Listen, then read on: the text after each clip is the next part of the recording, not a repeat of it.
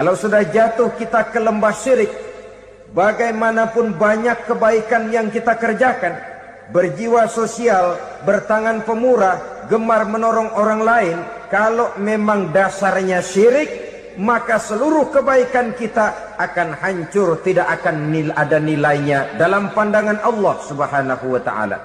Dalam pandangan manusia, mungkin kita dicatat sebagai orang sosial, gemar menolong orang lain, tidak berpangku tangan melihat orang yang mendapat kesulitan, tapi oleh karena dasarnya syirik, dasarnya tidak mentauhidkan Allah, maka seluruh nilai kebaikan yang kita kerjakan tidak akan ada nilainya dalam pandangan Allah Subhanahu wa taala. Maka jagalah iman kita jangan sampai dihinggapi penyakit syirik yang bagaimana kecilnya sekalipun. Sekali lagi, baik syirik dalam bentuk ucapan, syirik dalam bentuk keyakinan, sampai kepada syirik dalam bentuk perbuatan, kita berhindar kepada sifat-sifat yang sedemikian itu. Karena apa? Dalam satu ayat Quran Allah Subhanahu wa taala menjelaskan, innallaha la yaghfiru ayyushraka bih wa yaghfiru ma duna dzalika liman yasha. Allah tidak akan memberi ampun kepada orang-orang yang menyekutukannya, tapi Allah masih mau memberikan ampun kepada dosa-dosa yang selain itu bagi orang-orang yang dikehendakinya. Dosa selain syirik, apabila kita bertaubat, Allah masih mau mengampuni. Tapi kalau sudah jatuh ke tempat syirik, itu sudah dosa yang tidak berampun. Taubatnya tidak lain melepas syirik, kembali kepada tauhid, berkeyakinan bahwa hanya ada Allah Subhanahu wa taala, Tuhan satu-satunya yang lam yalid wa lam yulad wa lam yakul lahu kufuwan ahad. Tidak beranak, tidak pula diperanakkan, dan tidak satupun yang dapat menyerupai Tuhan Allah Subhanahu wa taala. Saudara-saudara kaum muslimin rahimakumullah, bahwa kita di zaman sekarang memang tidak menyembah berhala, ya. Bahwa kita tidak berterang-terangan mengatakan Tuhan lebih dari satu, memang. Bahwa kita tidak berkeyakinan Tuhan itu punya anak atau diperanakkan, tentu. Tapi dalam perbuatan dan i'tiqad, kita kadang-kadang jatuh tanpa kita sadari ke tempat yang bernama syirik ini. Oleh karenanya, di zaman di mana teknologi makin canggih, di mana kemajuan pembangunan makin menjangkau berbagai aspek kehidupan, diperlukan keseimbangan antara kemajuan fisik material dengan kemajuan mental spiritual. Apabila tidak ada keseimbangan yang terwujud, tentulah kepincangan yang diawali dengan pincangnya cara kita berpikir, sehingga pada akhirnya akan mengarah kepada pincangnya cara kita berbuat dan bertindak di dalam kehidupan kita. Masya Allah, sangat luar biasa tausiah yang sudah disampaikan oleh guru kita Al-Mafrullah Kiai Haji Zainuddin MZ. Sahabat beriman yang dimuliakan Allah, tetaplah di channel ini karena kajian ini belum selesai dan masih banyak lagi hal-hal menarik yang akan disampaikan beliau. Selamat mendengarkan. Oleh karena itu Nabi berpesan, jauhilah sifat syirik, karena syirik merupakan dosa yang teramat besar. Ini sifat merusak yang pertama. Yang kedua, kata Nabi, wasihra, jauhilah sihir. Sihir ini juga termasuk perkara yang merusak kehidupan. Kita semua sama-sama maklum bahwa sihir sebenarnya bukan persoalan baru. Sejak sebelum datang Islam, sihir itu sudah ada. Di zaman Yunani kuno, sihir ada. Di zaman Mesir kuno, di zaman Cina kuno, dan yang lain-lain yang serba kuno, sihir itu sudah ada. Bahkan para nabi pun, para rasul yang diutus oleh Allah Subhanahu wa taala, senantiasa berhadapan dengan ahli-ahli sihir untuk menguji kebenaran dari misi yang mereka bawa. Sihir adalah perbuatan di luar kebiasaan yang bisa dikerjakan oleh ahlinya dengan bantuan jin atau setan. Hukum mempelajari sihir adalah haram, mengamalkannya lebih haram lagi. Sebab itu saudara-saudara, sihir merupakan perbuatan merusak yang harus kita jauhi. Ciri-ciri daripada perbuatan sihir, pertama, ia mengandung tipuan, bayangan khayal. Di zaman Nabi Musa misalnya, orang melihat tambang-tambang itu seperti ular. Nabi Musa melayangkan tongkatnya menjadi ular-ular besar yang memakan ular-ular kecil ciptaan tukang-tukang sihir Fir'aun tadi. Lalu sihir bisa terjadi dengan bantuan jin kafir atau setan. Kemudian ciri yang ketiga, sifatnya halus dan tersembunyi. Taruh kata ada seorang ahli sihir yang mempergunakan ayat-ayat Quran sebagai jompa-jampe, sebagai baca-bacaan, itu cuma sekedar kedok. Tujuannya tidak lain menjadikan agama sebagai ketok untuk membenarkan cara yang dimurkai oleh Allah Subhanahu wa ta'ala. Satu hadis yang diriwayatkan oleh Imam Bazar dan Tabrani, Nabi berpesan, "Laisa minna man tatayyara lahu au takahhana au tukuhhina lahu au sahira lahu." Tidak termasuk ke dalam golonganku, kata Nabi. Tidak termasuk umatku. Siapa mereka? Man tatayyara lahu, orang yang bertatoyur. Apa tatoyur itu? Dari kalimat toyaro, artinya terbang. Toir biasa diartikan dengan burung. Tatoyaro percaya kepada suara-suara burung. Man tatayyara lahu, mempercayai, meyakini dengan benar-benar kepada suara beburungan. Kan suka ada itu, nah bunyi burung tuh, maling liwat. Maling liwat. Burung bunyi, maling liwat. Itu termasuk tatayyara lahu, percaya kepada suara burung. Kan aneh kalau suara orang nggak dipercaya, suara burung malah dipercaya. Ada ustadz ceramah, kiai ngaji, nggak mau didengerin, burung dengerin bener. Nah, suaranya dari sebelah mana? Belah kulon. Nah, itu tandanya ano. Habis dihitung-hitung. Itu termasuk tatayyara lahu. Au takahana, atau bertenung, au tukuhina, atau minta ditenungkan, au sahirolahu, atau melakukan perbuatan sihir, atau minta disihirkan. Laisa minna, tidak termasuk ke dalam golonganku, kata Nabi. Sehingga dengan demikian saudara-saudara, menghadapi sihir dengan sihir sekalipun termasuk perbuatan yang tidak diajarkan oleh agama. Kita kan mempelajari sihir untuk jaga diri. Tidak apa-apa, yang dilarang mengamalkannya, dilarang juga mempelajarinya. Sebab orang kalau sudah mengetahui, biasanya lalu terangsang untuk mencoba. Kalau percobaannya berhasil, biasanya terangsang untuk coba lagi dan coba lagi. Pada akhirnya ketagihan, lalu beralih menjadi profesi, apalagi itu nanti bisa mendatangkan hasil uang. Saudara-saudara kaum muslimin rahimakumullah, kita manusia makhluk nyata. Kita hidup di alam nyata, terikat oleh sunnatullah, causality. Oleh karenanya, bagi kita keyakinan yang penuh, keikhlasan di dalam bertuhankan Allah, penyerahan diri sepenuhnya hanya kepadanya, itu sudah merupakan obat penangkal yang sangat ampuh agar kita tidak terkena penyakit-penyakit yang dibuat oleh setan dan para pembantunya.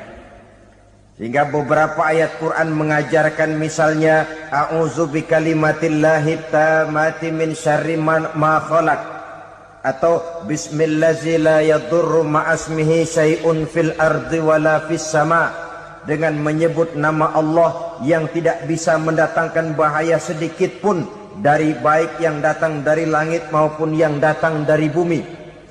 Jiwa yang kosong dari keyakinan yang penuh kepada Allah, jiwa yang penuh was-was dan ragu-ragu, itu yang mudah terserang oleh penyakit-penyakit yang dikerjakan oleh para tukang-tukang sihir, yaitu oleh setan dan seluruh para pembantunya.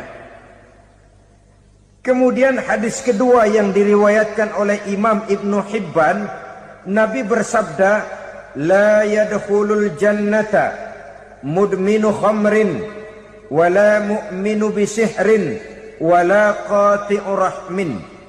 Tidak masuk surga. Ini Nabi yang bilang, tidak masuk surga. Siapa itu? Pertama, mudminu khamrin, orang yang berkekalan dalam mabuk.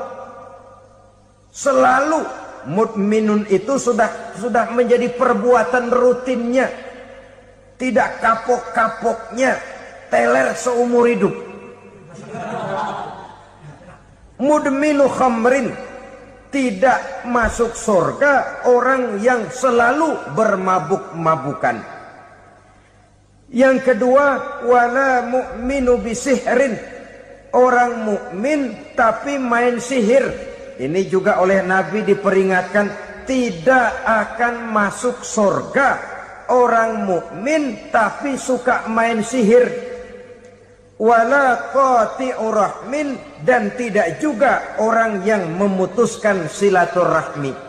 Tiga macam manusia yang diperingatkan Nabi tidak akan masuk surga: orang yang selalu mabuk, orang mukmin yang main sihir, dan orang yang memutuskan silaturahmi.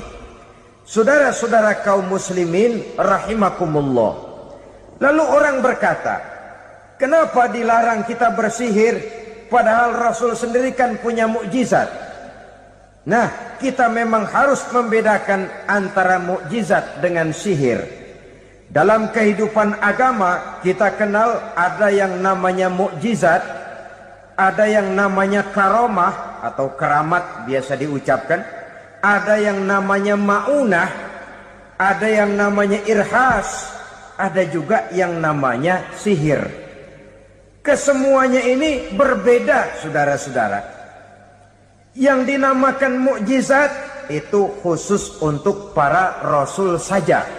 Satu kejadian luar biasa yang terjadi dilakukan oleh rasul atas izin dari Allah Subhanahu wa taala.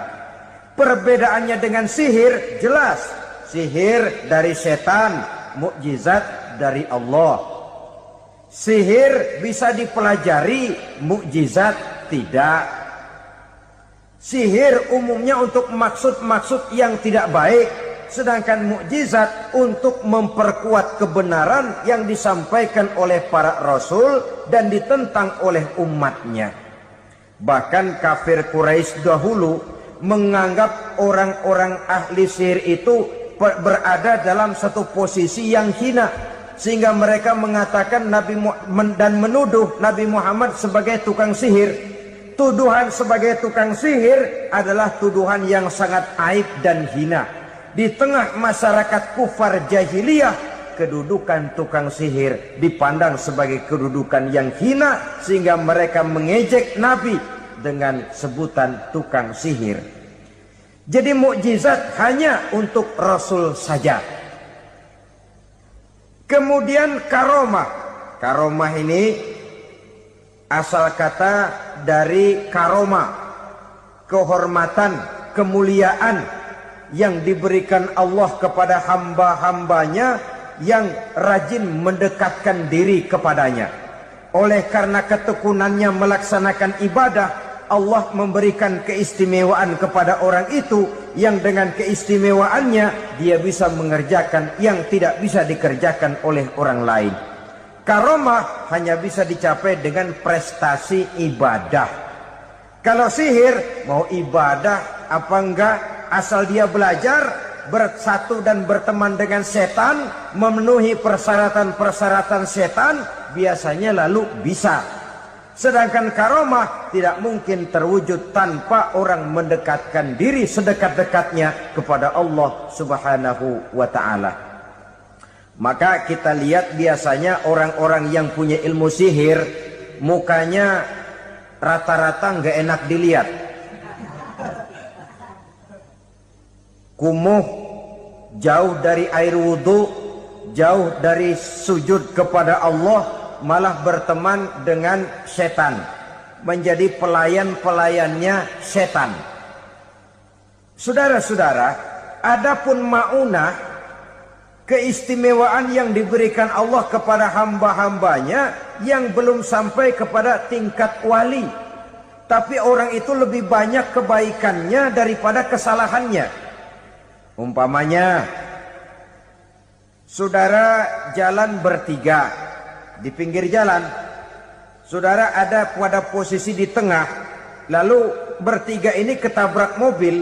Menurut perhitungan saudara mati lebih dahulu, tapi terjadi hal yang aneh, dua teman saudara mati, saudara malah cuma luka dan lecet sedikit saja.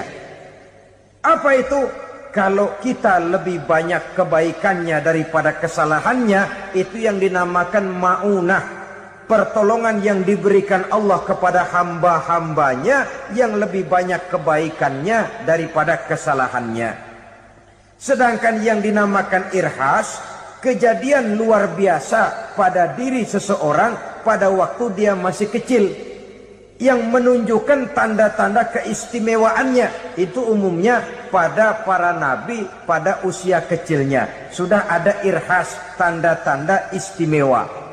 Jelas baik mukjizat, karomah, maunah maupun irhas berbeda dengan sihir. Sihir ini jelas saja merupakan bantuan dan persekutuan antara manusia dengan setan. Padahal setan, kata Allah dalam Al-Quran, innahu lakum aduwwum mubin, sesungguhnya setan bagi kamu adalah musuh yang sangat jelas. Saudara-saudara kaum muslimin rahimakumullah, di zaman sekarang dalam menghadapi beban kehidupan yang makin pelik, menghadapi stres yang tidak kunjung selesai, menghadapi persoalan-persoalan yang teramat berat, orang sering mencari jalan keluar kepada hal-hal yang menurut pendapatnya bisa meringankan beban moralnya itu. Pergilah dia mencari sesuatu yang dapat meringankan bebannya.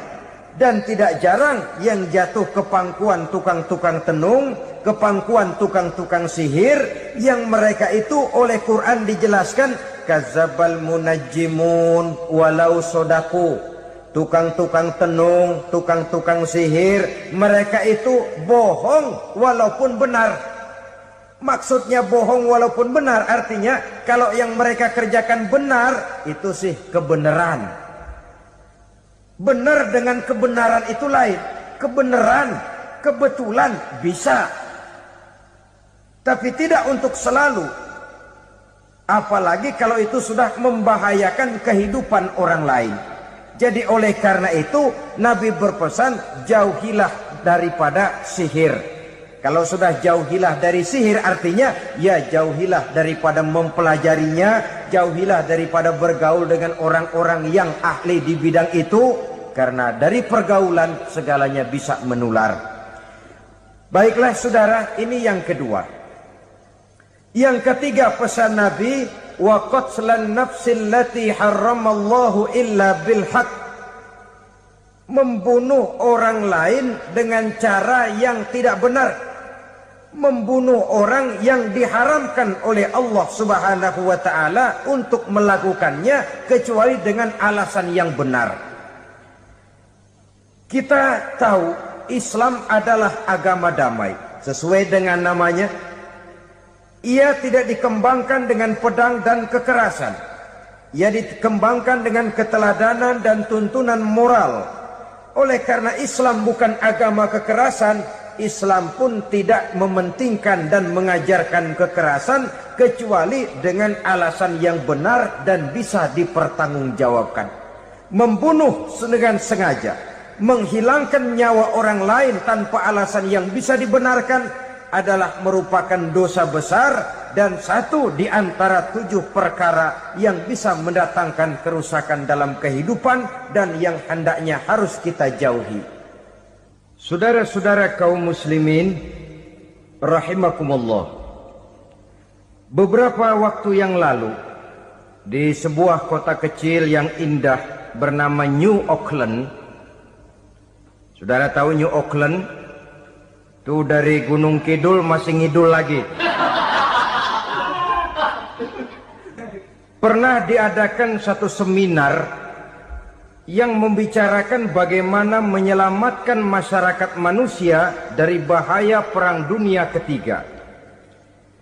Diperkirakan kalau terjadi Perang Dunia Ketiga, manusia tidak akan tersisa. Sebab apa? Pada waktu itu cadangan nuklir yang dimiliki oleh bersama Amerika dan Rusia konon sudah sanggup memusnahkan 6 miliar manusia pada saat jumlah manusia baru 5 miliar. Jadi kelebihan nuklir dunia ini. Kalau terjadi Perang Dunia Ketiga, sulit manusia untuk tersisa. Maka dibahaslah di dalam seminar itu, wah, supaya tidak terjadi Perang Dunia Ketiga, maka perlombaan membuat senjata-senjata canggih, alat-alat pembunuh modern harus segera dibatasi. Dibahas, tidak mungkin kita membatasi perlombaan membuat senjata. Kenapa? Makin maju ilmu dan teknologi, makin canggih senjata yang ditemukan. Atom sudah meningkat menjadi nuklir, nuklir sudah meningkat menjadi neutron, dan kita tahu bom yang bernama neutron ini bom yang cukup membunuh tanpa perlu merusak. Artinya kalau dia diledakkan di kota kita ini, bangunan utuh, jembatan tidak ambruk, rumah-rumah tetap berdiri, tapi semua yang bernama hidup mati. Itu katanya lebih sopan dari bom atom. Sebab kalau si atom ini sudah membunuh, merusak pula. Neutron cukup membunuh saja tanpa perlu merusak. Jadi majunya senjata-senjata teknologi sebagai akibat yang logis dari kemajuan ilmu pengetahuan. Ini tidak bisa kita batasi. Dan memang sebenarnya yang bahaya bukan senjatanya, tapi manusia yang mengendalikan senjata itu. Mereka kembali kepada prinsip the man behind the gun. Bukan senjatanya yang bahaya, tapi manusia yang mengendalikan senjata itu yang bahaya. Walaupun senjatanya modern, katakanlah model M16 umpamanya, kalau yang mengendalikannya orang beriman, insya Allah aman. Tapi biar megang cuma senapan angin, kalau yang megang orang brutal, ngeri kita deket-deket. Apalagi kalau memang bukan ahlinya menggunakan senjata, bisa ngeker kaki kena jidat.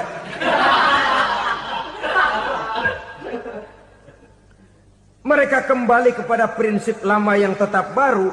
Bukan senjatanya yang harus dibatasi, manusia yang mengendalikan senjata itu yang perlu dibicarakan. Nah, kalau begitu, agar manusia tidak mempergunakan senjata sewenang-wenang, apa yang harus kita lakukan? Ya, manusianya harus bermoral. Ya, tapi moral yang mana? Di dunia ini banyak ajaran tentang moral. Itu pun mudah saja. Di sini kan kita undang saja ahli dari berbagai agama untuk membicarakan konsep perdamaian menurut agamanya masing-masing. Baik, setuju itu, setuju. Maka tampillah para ahli agama, mereka kembali kepada prinsip moral daripada konsep yang terkandung di dalam ajaran agama untuk menegakkan perdamaian. Mula-mula naiklah ahli dari agama Hindu.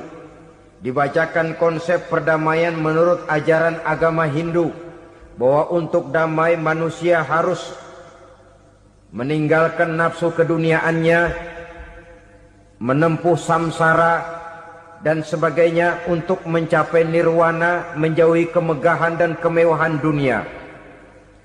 Ini lalu dibahas, rasanya juga tidak mungkin ini. Kemudian dari agama Nasrani, bahwa untuk damai manusia harus menciptakan sifat kasih sayang. Kalau ditampar pipi kiri, berikan pipi yang kanan. Kalau diberikan selendang, berikan baju. Nanti orang kasihan, lalu dia tidak akan nampar lagi. Ketika ini dibahas, ternyata rasanya pun tidak mungkin bisa diterima. Karena apa? Di zaman sekarang orang ditampar pipi kiri, dikasih pipi kanan. Bukan kasihan, gemes. Damai belum tentu, bonyok udah jelas. Lalu ketika dibacakan konsep perdamaian menurut Quran, di mana disampaikan ayat wa jazaa'u sayyi'atin sayyi'atun misluha faman afa wa aslaha fa ajruhu 'ala Allah. Balasan terhadap satu kejahatan adalah kejahatan yang seimbang. Tetapi barang siapa yang memberi maaf dan mencari jalan damai, itulah yang terbaik dan akan mendapat pahala dari Allah Subhanahu wa ta'ala. Kamu tidak salah ditampar pipi kirimu, tampar lagi pipi kirinya sekeras dia menampar pipi kirimu.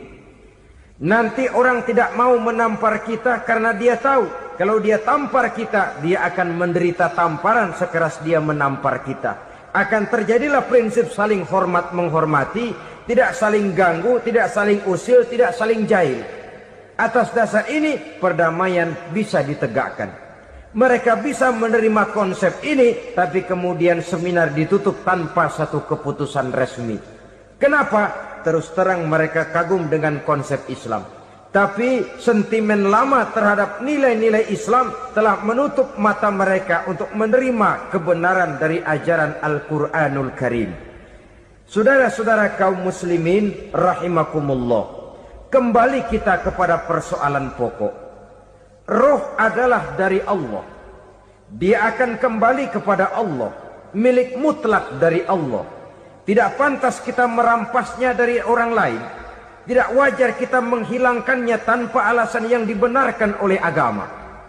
Di zaman sekarang, akibat persaingan hidup yang makin tajam, lapangan kerja yang makin sulit, tensi ekonomi yang makin tinggi, atau karena nilai moral yang makin rendah, atau juga karena rapuhnya pegangan orang kepada agama, nyawa rasanya sudah sedemikian murahnya.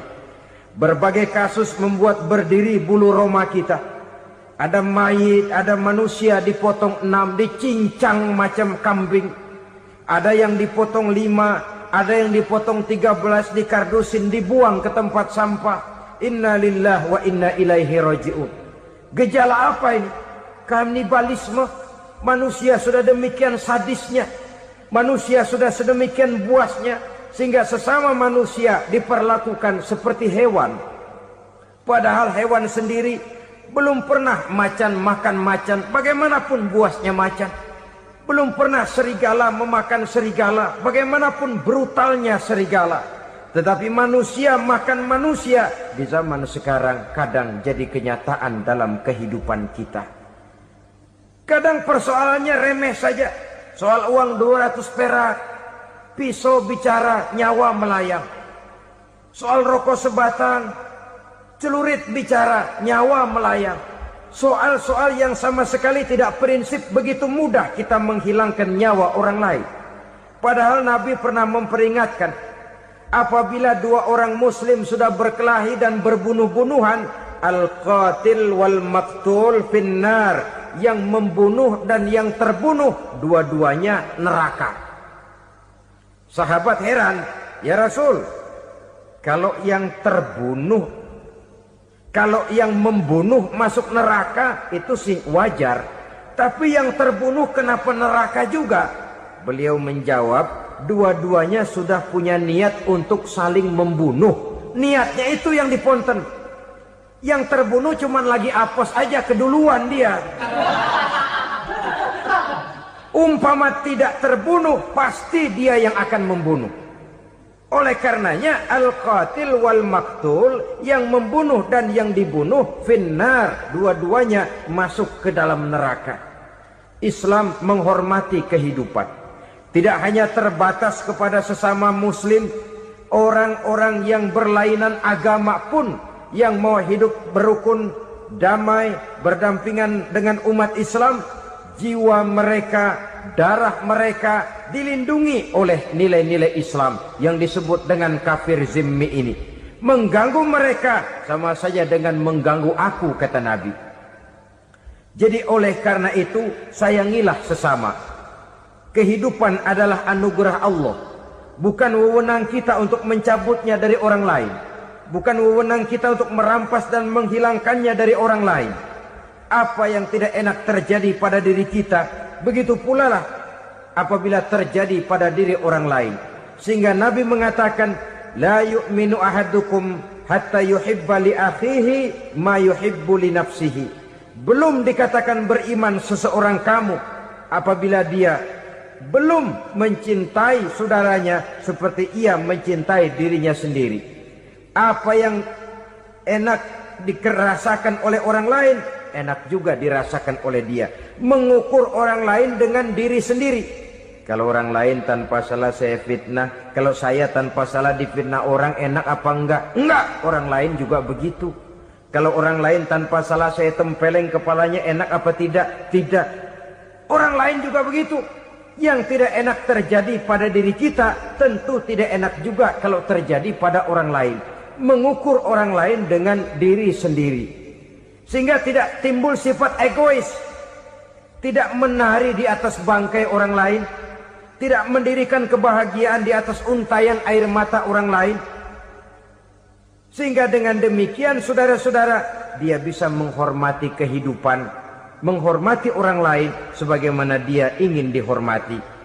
Inilah perbuatan ketiga yang merusak, membunuh orang lain dengan yang diharamkan Allah tanpa alasan yang benar. Yang ketiga. Kemudian yang keempat, perbuatan merusak wa aklar riba, makan riba. Hidup adalah tolong menolong. Bahasa kerennya take and give katanya. Saling memberi dan saling menerima. Nabi mengajarkan, man kuraba kurbatan min kurabid dunia, karaballahu lahu kurbatan min kurabi yaumal qiyamah. Wallahu fi aunil abdi madamal abdu fi auni akhihi. Siapa yang meringankan beban dari beban-beban yang dirita seseorang di dalam kehidupan dunia, Allah akan meringankan bebannya daripada beban-beban yang harus dipikulnya di hari kiamat nanti. Wallahu fi aunil abdi madamal abdu fi auni akhihi. Allah senantiasa akan menolong seorang hamba selama hamba itu masih mau menolong saudaranya. Allah selalu akan menolong seorang hamba selama hamba itu masih mau menolong saudaranya. Apabila kita sudah berpangku tangan terhadap kesulitan orang lain, biasanya pun pada saat kita mendapat kesulitan, kita akan sulit juga memperoleh pertolongan. Nah, riba alias renten, kedoknya adalah menolong orang, tapi sama juga bulu buntutnya dilepas, palanya dicekek. Menolong orang pada akhirnya menjadi beban bagi seseorang. Dan memang mencari orang-orang yang berada dalam posisi kesulitan. Biasanya di daerah-daerah di mana musim paceklik jadi lapangan kerja sulit, sedangkan urusan perut tidak bisa ditunda. Akhirnya orang terjebak ke dalam rentenir, ke dalam riba, ke dalam renten. Bunga berbunga, sehingga satu saat jumlah bunganya bisa lebih besar dari jumlah pinjaman pokoknya. Kemudian kalau juga ternyata tidak bisa dibayar, rumah jadi taruhan. Memang rumah satu-satunya, begitu rumah ditarik mulain camping. Bukankah pada akhirnya akan mewariskan kesengsaraan?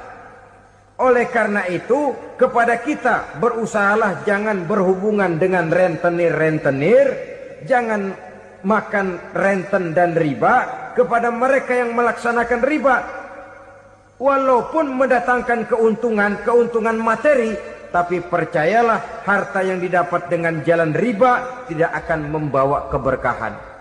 Manakala tidak membawa keberkahan, dia tidak akan mendatangkan ketenangan di dalam kehidupan kita. Oleh karenanya, memakan harta riba termasuk perbuatan yang merusak sendi-sendi kehidupan sosial, merusak kehidupan orang lain, merusak kehidupan masyarakat, tetangga, pergaulan, dan sebagainya. Yang kelima, wa akla malil yatim, memakan harta anak yatim dengan cara yang zolim. Nih, memang lezat. Anak yatim itu nggak tahu urusan apa-apa. Kita diamanahkan untuk mengurusinya.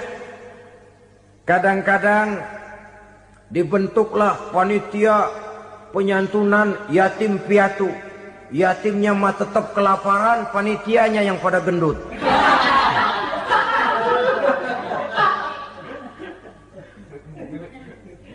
Padahal memakan harta anak yatim termasuk perbuatan dosa besar. Dan menjantuni yatim merupakan perbuatan mulia. Nabi mengatakan, ana wa kafilul yatim kahataini yaumal qiyamah. Aku dan orang-orang yang menyantuni anak yatim seperti dua jari ini pada hari kiamat nanti. Dekat sekali. Jikalau ingin di hari akhir nanti dekat dengan Rasul, bersahabatlah dengan anak-anak yatim. Jadilah pengurus anak-anak yatim. Bangunlah panti-panti asuhan yatim. Pada saat bapak ibunya meninggal, kitalah yang menjadi orang tuanya.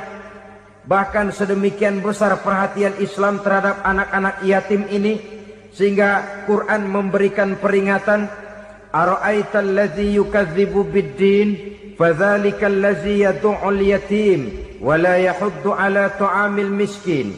Tahukah kamu siapa orang yang mendustakan agama, beragama tapi dianggap dusta, solatnya dusta, puasanya dusta karena agamanya sudah berdusta. Siapa mereka? Fadzalikal ladzi yad'ul yatim, orang yang menyia-nyiakan anak yatim, wala yahuddu ala ta'amil miskin, dan tidak pernah memberi makan kepada orang-orang yang menderita kemiskinan. Menyia-nyiakan, meninggalkan anak yatim termasuk perbuatan yang divonis kita sebagai orang yang mendustakan agama. Saudara-saudara kaum muslimin rahimakumullah, maka sangat dicela mengeksploitir anak-anak yatim, menjadikan mereka sebagai kedok untuk mencari kekayaan pribadi. Tetapi jikalau ikhlas, ganjarannya sangat besar, nilai pahalanya sangat besar. Menyantuni yatim tidak hanya setahun sekali. Kalau Muharram pakai istilah lebaran yatim, dibentuklah panitia, diberilah beras, uang 45.000 rupiah, alhamdulillah. Tapi jangan lupa, si yatim tidak hidup cuma satu hari. Dia tidak hidup cuma di bulan Muharram saja. Dia hidup 12 bulan dalam setahun. Sebagaimana anak-anak yang lain, dia juga berhak punya masa depan. Dia juga berhak menikmati bangku sekolah. Dia berhak mengenyam arti dan makna pendidikan. Dia berhak membekali diri dengan ilmu dan pengetahuan, seperti halnya anak-anak yang lain. Maka kita yang diberikan keluasan oleh Allah, ingatlah itu. Bersahabatlah dengan anak-anak yatim, santuni mereka. Perkara setahun sekali di bulan Muharram, alhamdulillah, itu bagus bin Thayyib alias baik. Tapi tentu dan tentu sekali lagi, si yatim tidak hanya hidup di bulan Muharram. Dia hidup 12 bulan dalam setahun, 24 jam di dalam sehari. Oleh karenanya, menyia-nyiakan mereka pada saat posisi kita memang mampu akan memojokkan kita dalam satu posisi di mana kita dianggap sebagai orang yang mendustakan agama, memakan harta anak yatim dengan cara yang zolim. Bapaknya udah meninggal, kebunnya lebar, anaknya dikelecehin. Nah, dah kamu nggak usah pusing, nanti saya yang ngurus. Akhirnya bukan ngurus, nguras. Si yatim mungkin tidak tahu bahwa dia disia-siakan, haknya diambil, miliknya dizolimi. tapi Allah yang akan membalasnya dengan seadil-adilnya. Maka makan harta anak yatim biasanya balasannya tokcer bin paten. Nggak banyak selang tempo itu, nggak percaya cobain dah. Nyobain aja kan nggak bayar, umpama. Memakan harta anak yatim dengan cara yang zolim, ganjarannya biasanya kontan. Kenapa? Ratapan si miskin, untayan air matanya, jeritan kepedihan hatinya, membuka pintu langit, permohonannya diijabah, getaran hatinya didengarkan oleh Allah. Maka balasannya biasanya kontan, spontan, tidak menunggu waktu terlalu lama. Itu di dunia, belum lagi di akhirat nanti. Bukankah dalam riwayat Mi'raj diceritakan Nabi melihat di neraka itu orang perutnya sebesar rumah. La haula wala quwata. Itu perut kayak rumah, bagaimana jalannya tuh orang. Dan memang gak jalan, diseret-seret oleh malaikat di neraka itu. Hancur perutnya, amburadul itu perut. Berantakan isinya, dibulatkan lagi, diseret lagi, hancur lagi, dibulatkan lagi. Sampai Nabi tanya, orang itu begitu berat siksanya kenapa ya Jibril? Itu Muhammad, waktu di dunia dulu rakus banget makan harta anak yatim. Begitu vonisnya, begitu menyedihkan nasibnya di akhirat. Tapi di dunia pun ketidakberkahan itu sudah membayangi kehidupannya. Oleh karena itu, kepada saudara-saudara yang mendapat titipan anak yatim, berbahagialah, karena semulia-mulia rumah adalah rumah yang di dalamnya ada anak yatim yang disantuni. Sehina-hina rumah adalah rumah di mana di dalamnya ada anak yatim yang disia-siakan. Begitu kata Nabi kita. Rumah yang paling mulia dalam pandangan Allah, rumah yang di dalamnya ada anak yatim yang disantuni. Rumah yang paling hina dalam pandangan Allah, rumah yang di dalamnya ada anak yatim yang nasibnya disia-siakan.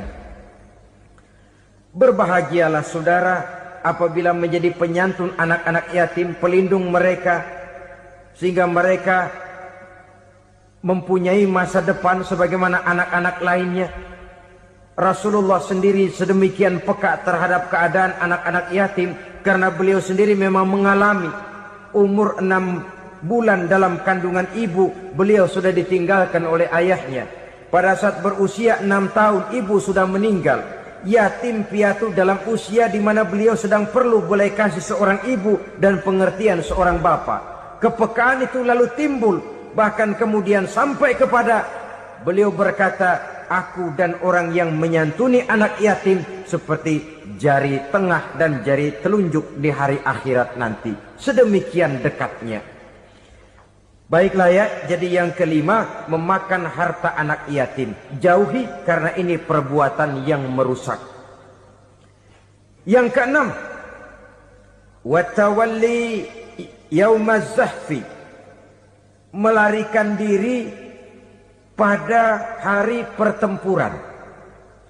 Apa ini? Khianat. Tidak konsekuen dengan konsep perjuangan. Pada mulanya keras benar teriak, berantas korupsi, ganyang korupsi. Cuma karena belum dapat giliran. Begitu dia naik dapat kesempatan, korupsinya lebih edan dari yang diteriakinya. Ini termasuk tawalli yaumaz zahfi. Berpaling pada hari peperangan. Di saat menghadapi musuh, kalau belum kelihatan musuh, teriaknya nyaring bener. Jangan takut demi kebenaran sampai titik darah yang paling penghabisan. Musuh belum kelihatan. Begitu musuh sudah kelihatan, paling dulu lari ke belakang.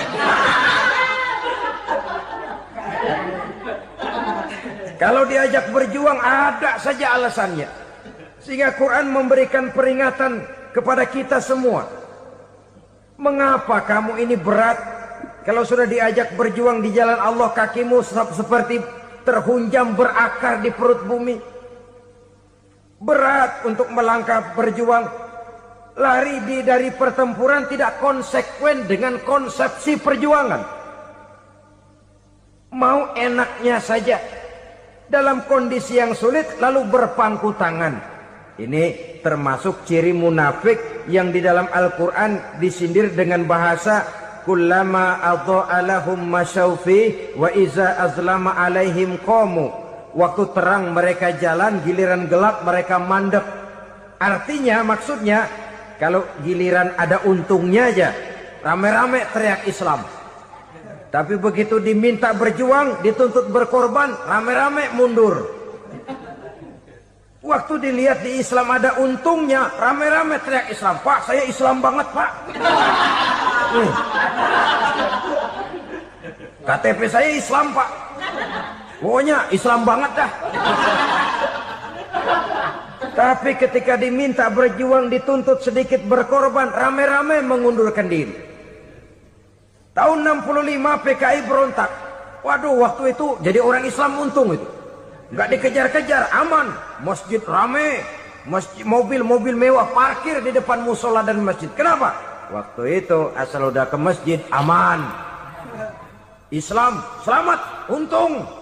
Tapi begitu keadaan aman, yang parkir di musola, sepeda butut melulu.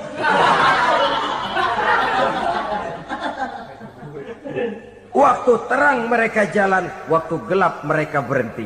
Dikala di Islam ada untungnya, baru, wah Islam bagus, Islam hebat. Tapi waktu dilihat ada kerugian, jangan bawa-bawa Islam dah. Jangan bicara soal Islam, ini kan bukan soal agama. Bukan soal agama. La haula wa la quwata illa billah. Beragama kita ambil talfik fid din, mengambil yang enteng-enteng saja dalam urusan beragama ini. Tidak konsekuen kita dengan Islam kita. Seolah kita mau memilih mana yang terasa cocok sama selera kita, kita teriak Islam. Beratan aja dikit, rame-rame berpaling. Itu termasuk tawalli yaumaz zahfi. Para pengkhianat mental-mental hipokrit. Alhamdulillahirrabbilalamin. Demikianlah tausiah penuh ilmu, hikmah dan manfaat yang sudah kita dengarkan bersama dari guru kita Al-Mafrullah Kiai Haji Zainuddin MZ. Sahabat beriman yang dimuliakan Allah, mari kita doakan guru kita, semoga beliau diampuni segala dosa-dosanya dan dilapangkan kuburnya. Dan buat sahabat semua yang sudah setia menyimak tausiah ini sampai selesai, saya ucapkan terima kasih banyak. Doa dan harapan saya semoga sahabat semua selalu diberikan kesehatan, dimudahkan segala urusannya dan dilancarkan rezekinya. Amin ya rabbal alamin. Demikian yang dapat saya bagikan, kurang lebihnya mohon maaf. Sampai bertemu lagi di kajian berikutnya. Wabillahi taufik wal hidayah, waridho wal inayah. Wassalamualaikum warahmatullahi wabarakatuh. Setelah kita mendengarkan bersama tausiah penuh ilmu dan hikmah yang sudah disampaikan oleh guru kita Al-Mafrullah Kiai Haji Zainuddin MZ, sekarang mari kita lanjutkan aktivitas kita masing-masing. Semoga apa yang sudah disampaikan oleh beliau menjadi ilmu yang bermanfaat dalam kehidupan kita sehari-hari. Selamat beraktivitas buat sahabat semua dan sukses selalu. Sampai bertemu lagi di kajian Ar-Rozak 313 berikutnya. Wassalamualaikum warahmatullahi wabarakatuh.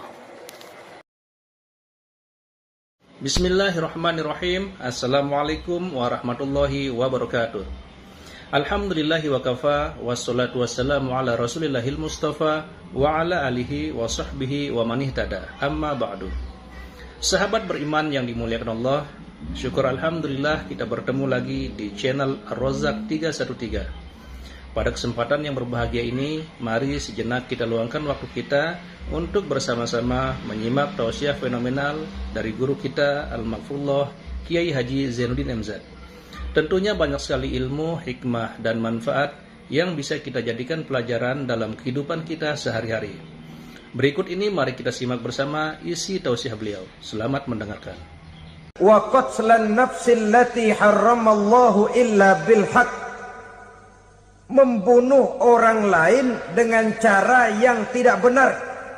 Membunuh orang yang diharamkan oleh Allah Subhanahu wa ta'ala untuk melakukannya kecuali dengan alasan yang benar.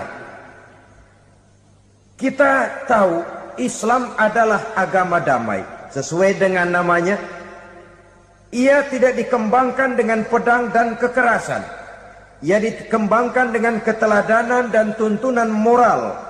Oleh karena Islam bukan agama kekerasan, Islam pun tidak mementingkan dan mengajarkan kekerasan kecuali dengan alasan yang benar dan bisa dipertanggungjawabkan.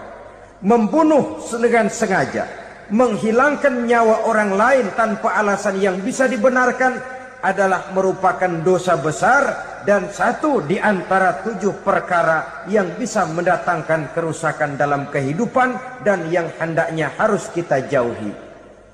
Saudara-saudara kaum muslimin rahimakumullah, beberapa waktu yang lalu di sebuah kota kecil yang indah bernama New Auckland.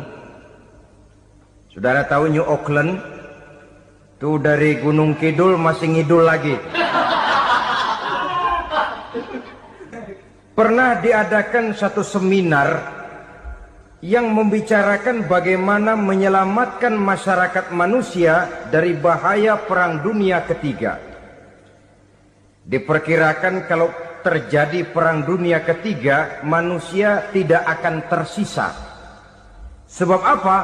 Pada waktu itu, cadangan nuklir yang dimiliki oleh bersama Amerika dan Rusia konon sudah sanggup memusnahkan 6 miliar manusia pada saat jumlah manusia baru 5 miliar. Jadi kelebihan nuklir dunia ini. Kalau terjadi Perang Dunia Ketiga, sulit manusia untuk tersisa. Maka dibahaslah di dalam seminar itu, wah, supaya tidak terjadi Perang Dunia Ketiga, maka perlombaan membuat senjata-senjata canggih, alat-alat pembunuh modern harus segera dibatasi.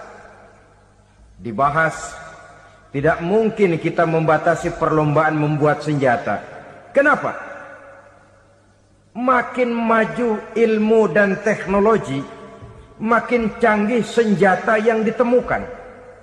Atom sudah meningkat menjadi nuklir, nuklir sudah meningkat menjadi neutron, dan kita tahu bom yang bernama neutron ini bom yang cukup membunuh tanpa perlu merusak. Artinya kalau dia diledakkan di kota kita ini, bangunan utuh, jembatan tidak ambruk, rumah-rumah tetap berdiri, tapi semua yang bernama hidup mati. Itu katanya lebih sopan dari bom atom. Sebab kalau si atom ini sudah membunuh, merusak pula. Neutron cukup membunuh saja tanpa perlu merusak.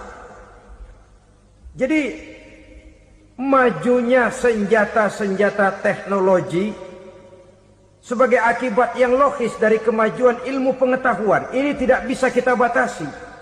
Dan memang sebenarnya yang bahaya bukan senjatanya, tapi manusia yang mengendalikan senjata itu. Mereka kembali kepada prinsip the man behind the gun. Bukan senjatanya yang bahaya, tapi manusia yang mengendalikan senjata itu yang bahaya. Walaupun senjatanya modern, katakanlah model M16 umpamanya, kalau yang mengendalikannya orang beriman, insya Allah aman. Tapi biar megang cuma senapan angin, kalau yang megang orang brutal, ngeri kita deket-deket. Apalagi kalau memang bukan ahlinya menggunakan senjata, bisa ngeker kaki kena jidat.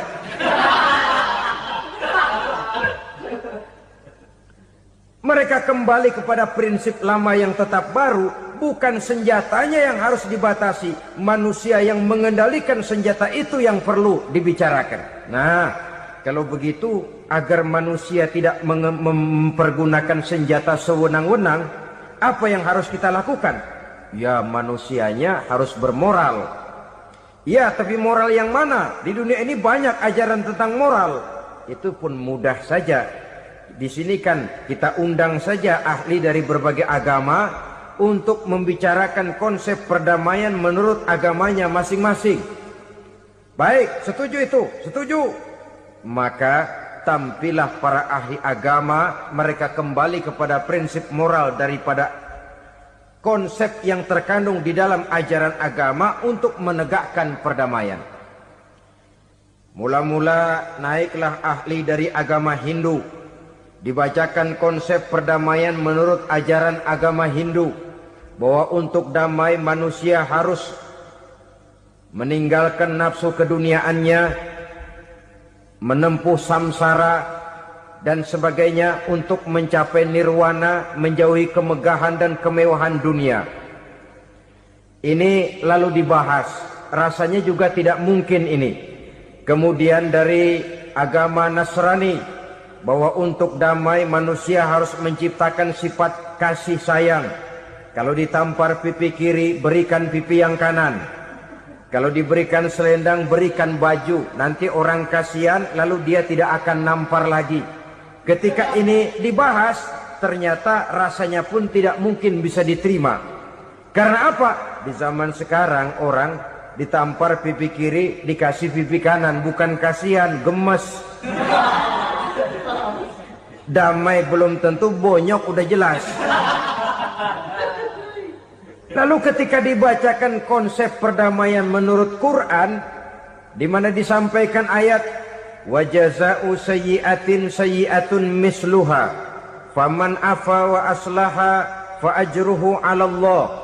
Balasan terhadap satu kejahatan adalah kejahatan yang seimbang, tetapi barang siapa yang memberi maaf dan mencari jalan damai, itulah yang terbaik dan akan mendapat pahala dari Allah Subhanahu wa ta'ala. Kamu tidak salah ditampar pipi kirimu, tampar lagi pipi kirinya sekeras dia menampar pipi kirimu. Nanti orang tidak mau menampar kita karena dia tahu kalau dia tampar kita, dia akan menderita tamparan sekeras dia menampar kita. Akan terjadilah prinsip saling hormat menghormati, tidak saling ganggu, tidak saling usil, tidak saling jahil. Atas dasar ini perdamaian bisa ditegakkan. Mereka bisa menerima konsep ini, tapi kemudian seminar ditutup tanpa satu keputusan resmi. Kenapa? Terus terang mereka kagum dengan konsep Islam, tapi sentimen lama terhadap nilai-nilai Islam telah menutup mata mereka untuk menerima kebenaran dari ajaran Al-Quranul Karim. Saudara-saudara kaum muslimin rahimakumullah, kembali kita kepada persoalan pokok. Roh adalah dari Allah. Dia akan kembali kepada Allah, milik mutlak dari Allah. Tidak pantas kita merampasnya dari orang lain. Tidak wajar kita menghilangkannya tanpa alasan yang dibenarkan oleh agama. Di zaman sekarang, akibat persaingan hidup yang makin tajam, lapangan kerja yang makin sulit, tensi ekonomi yang makin tinggi, atau karena nilai moral yang makin rendah, atau juga karena rapuhnya pegangan orang kepada agama, nyawa rasanya sudah sedemikian murahnya. Berbagai kasus membuat berdiri bulu roma kita. Ada mayit, ada manusia dipotong 6, dicincang macam kambing. Ada yang dipotong 5, ada yang dipotong 13, dikardusin, dibuang ke tempat sampah. Inna lillahi wa inna ilaihi raji'un. Gejala apa ini? Kanibalisme. Manusia sudah demikian sadisnya, manusia sudah sedemikian buasnya, sehingga sesama manusia diperlakukan seperti hewan. Padahal hewan sendiri belum pernah macan makan macan, bagaimanapun buasnya macan. Belum pernah serigala memakan serigala, bagaimanapun brutalnya serigala. Tetapi manusia makan manusia di zaman sekarang kadang jadi kenyataan dalam kehidupan kita. Kadang persoalannya remeh saja. Soal uang 200 perak, pisau bicara, nyawa melayang. Soal rokok sebatang, celurit bicara, nyawa melayang. Soal-soal yang sama sekali tidak prinsip, begitu mudah kita menghilangkan nyawa orang lain. Padahal Nabi pernah memperingatkan, apabila dua orang muslim sudah berkelahi dan berbunuh-bunuhan, al-qatil wal maktul finnar, yang membunuh dan yang terbunuh dua-duanya neraka. Sahabat heran, ya Rasul, kalau yang terbunuh Kalau yang membunuh masuk neraka itu sih wajar. Tapi yang terbunuh kenapa neraka juga? Beliau menjawab, dua-duanya sudah punya niat untuk saling membunuh. Niatnya itu yang diponten. Yang terbunuh cuman lagi apes aja, keduluan dia. Umpama tidak terbunuh, pasti dia yang akan membunuh. Oleh karenanya al-qatil wal maktul, yang membunuh dan yang dibunuh finnar, dua-duanya masuk ke dalam neraka. Islam menghormati kehidupan. Tidak hanya terbatas kepada sesama muslim, orang-orang yang berlainan agama pun yang mau hidup berukun, damai, berdampingan dengan umat Islam, jiwa mereka, darah mereka dilindungi oleh nilai-nilai Islam yang disebut dengan kafir zimmi ini. Mengganggu mereka sama saja dengan mengganggu aku, kata Nabi. Jadi oleh karena itu sayangilah sesama. Kehidupan adalah anugerah Allah, bukan wewenang kita untuk mencabutnya dari orang lain, bukan wewenang kita untuk merampas dan menghilangkannya dari orang lain. Apa yang tidak enak terjadi pada diri kita, begitu pula lah apabila terjadi pada diri orang lain. Sehingga Nabi mengatakan, la yu'minu ahadukum hatta yuhibba li akhihi ma yuhibbu li nafsihi. Belum dikatakan beriman seseorang kamu apabila dia belum mencintai saudaranya seperti ia mencintai dirinya sendiri. Apa yang enak dirasakan oleh orang lain, enak juga dirasakan oleh dia. Mengukur orang lain dengan diri sendiri. Kalau orang lain tanpa salah saya fitnah, kalau saya tanpa salah difitnah orang, enak apa enggak? Enggak, orang lain juga begitu. Kalau orang lain tanpa salah saya tempeleng kepalanya, enak apa tidak? Tidak. Orang lain juga begitu. Yang tidak enak terjadi pada diri kita, tentu tidak enak juga kalau terjadi pada orang lain. Mengukur orang lain dengan diri sendiri, sehingga tidak timbul sifat egois, tidak menari di atas bangkai orang lain, tidak mendirikan kebahagiaan di atas untayan air mata orang lain. Sehingga dengan demikian saudara-saudara, dia bisa menghormati kehidupan, menghormati orang lain sebagaimana dia ingin dihormati. Untuk menghancurkan nilai-nilai iman, dibanjiri kita dengan paham-paham yang merusak dan mendangkalkan akidah. Baik ia bernama materialisme, baik ia bernama sekularisme, baik ia bernama banjirnya maksiat dan munkarat, baik ia bernama banjirnya peradaban dan kebudayaan yang menghancurkan moral daripada anak-anak kita, sedikit demi sedikit melenturkan dan melunturkan nilai-nilai keimanan kita, untuk kemudian pada waktunya nilai iman itu akan bertukar dan berganti menjadi nilai syirik kepada Allah Subhanahu wa ta'ala. Atau pada sisi lain, menjadikan yang selain Allah sebagai tujuan akhir daripada kehidupan kita. Sedangkan kita sama-sama maklum bahwa di dalam pandangan agama Islam, dosa yang tidak berampun, dosa yang terbesar, termasuk dalam kategori bapak moyangnya dosa, tidak lain adalah syirik, yakni menyekutukan Allah Subhanahu wa ta'ala. Pola penghancuran iman ini memang berstrategi. Ditawarkan kita kepada paham materialisme, paham kebendaan, di mana otak menempati urutan sebagai ranking pertama, Tuhan jatuh pada urutan kedua. Lalu menyusul kepada paham sekularisme, Allah dipisahkan dari seluruh kegiatan hidup ini, untuk pada gilirannya menjadikan yang selain Allah sebagai tujuan akhir daripada seluruh kegiatan hidup kita. Oleh karenanya, kewajiban menjaga nilai-nilai iman ini merupakan kewajiban yang mulia tetapi berat. Tidak hanya untuk kita, tetapi juga bagaimana mewariskannya kepada anak-anak kita, generasi yang akan datang. Orang-orang tua bijaksana yang diceritakan di dalam Al-Quran, kalau sudah berpikir tentang anak-anaknya, pertanyaan yang paling mereka risaukan ialah ma ta'buduna min ba'di. Anakku, kalau pada satu saat aku, ayahmu sudah tidak ada lagi di dunia ini, meninggalkan kamu semua, ma ta'buduna min ba'di, apa yang akan kamu sembah nak? Jikalau sekarang ayahmu masih mau ke masjid, masih mau melakukan rukuk dan sujud, masih beribadah menyembah Allah Subhanahu wa ta'ala, kalau orang tuamu sudah tidak ada, ma ta'buduna min ba'di, masihkah engkau mau datang ke masjid? Masihkah engkau mau rukuk dan sujud? Masihkah engkau mau menyembah Allah Subhanahu wa ta'ala? Pertanyaan ini yang dipikirkan oleh Nabi Yakub kepada putra-putranya. Pertanyaan ini yang diteruskan oleh Nabi Ibrahim kepada anak-anaknya. Pertanyaan ini yang diwariskan oleh generasi ulama'us salafus saleh kepada para generasi berikutnya. Bagaimana kita generasi sekarang? Kita orang-orang tua sekarang bukan berfikir ma ta'buduna min ba'di, malah yang kita fikirkan ma ta'kuluna min ba'di. Kalau bapak tidak ada nanti kamu makan apa nak? Perkara kamu nyembah apa urusan nomor 18.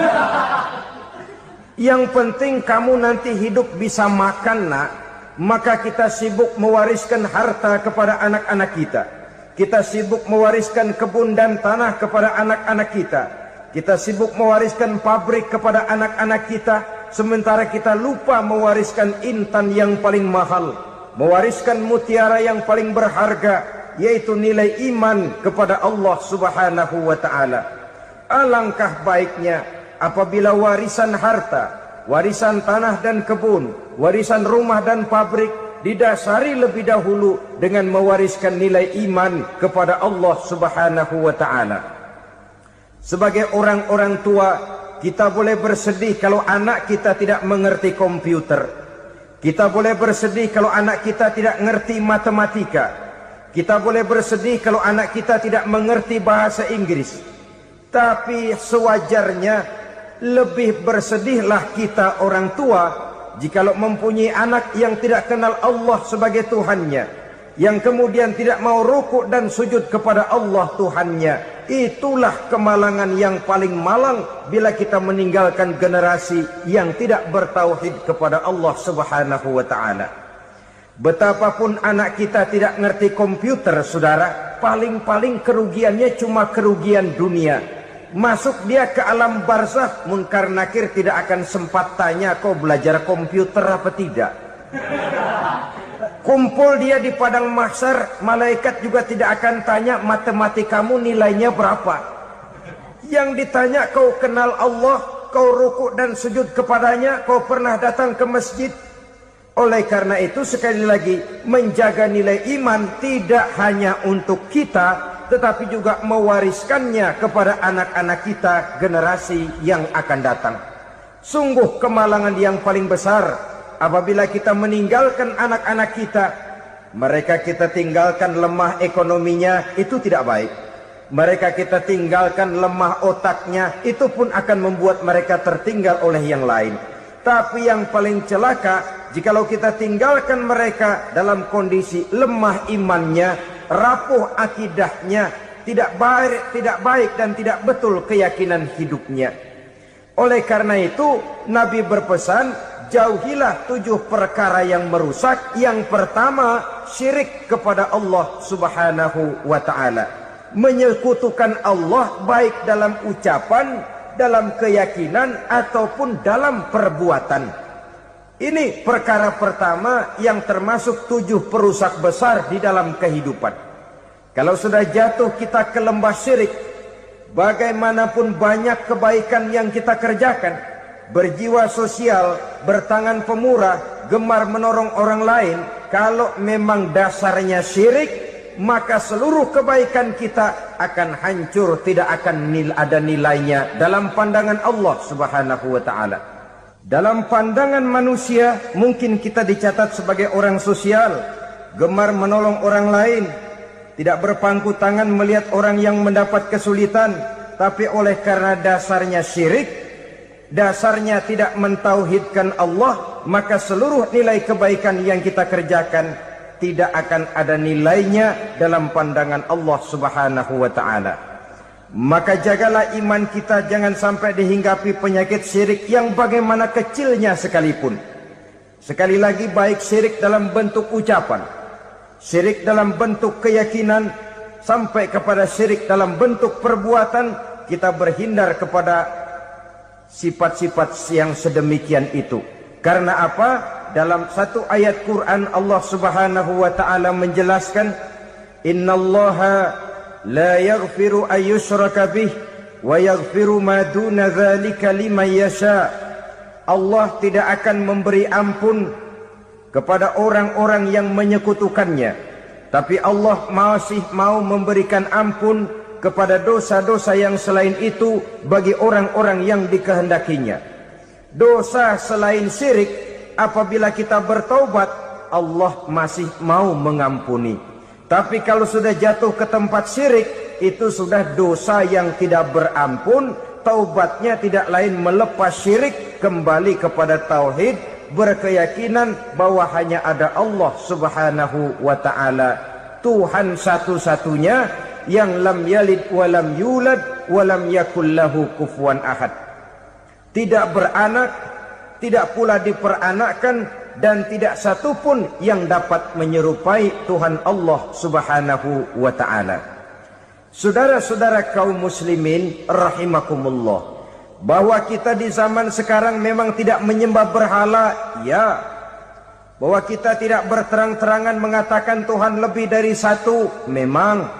Bahwa kita tidak berkeyakinan Tuhan itu punya anak atau diperanakkan, tentu. Tapi dalam perbuatan dan i'tiqad, kita kadang-kadang jatuh tanpa kita sadari ke tempat yang bernama syirik ini. Oleh karenanya, di zaman di mana teknologi makin canggih, di mana kemajuan pembangunan makin menjangkau berbagai aspek kehidupan, diperlukan keseimbangan antara kemajuan fisik material dengan kemajuan mental spiritual. Apabila tidak ada keseimbangan yang terwujud, tentulah kepincangan yang diawali dengan pincangnya cara kita berpikir, sehingga pada akhirnya akan mengarah kepada pincangnya cara kita berbuat dan bertindak di dalam kehidupan kita.